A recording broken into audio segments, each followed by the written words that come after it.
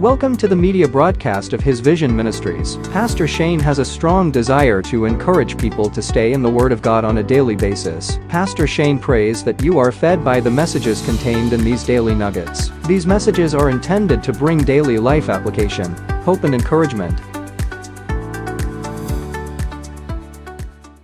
So we're asking the question today, why do people feel isolated? Well, I think there's two reasons, and I want to share that in this nugget. First of all, it's being disconnected. That's the first reason.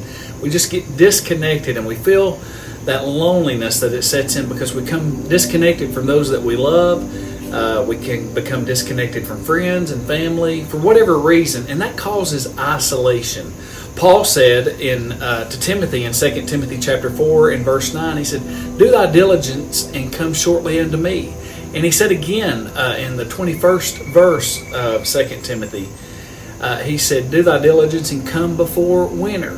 And so when people disappear out of our lives that we've known for a long, long time, for whatever reason, many times we suddenly just feel isolated, we feel lonely, and there's many things that can disconnect us and cause isolation in our lives. For example, let's say a spouse passes away, or a best friend happens to relocate, or your children, they leave home or they go off to college. That can cause that isolation and we become disconnected. In verse 10, we read where Demas had forsaken Paul for having loved the present world.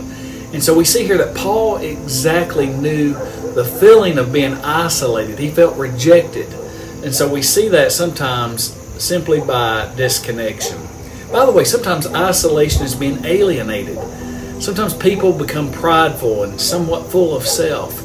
And what is really happening in their life and all their problems and all these different things can kind of stand in the way, and so they kind of alienate themselves from other people.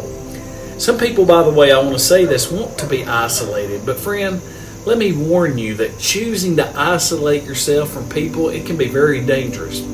So on Thursday, we're going to talk about the subject of when we face isolation in Thursday's Nuggets. I hope you'll join us. Thanks for joining today. I pray you have a blessed day, and Lord willing, we'll see you again next time. God bless. We thank you for joining us today. Visit us online at isvision.org. Text the word SAVE to the number 80123 and hit send to learn how to have a relationship with Jesus Christ. May God bless you.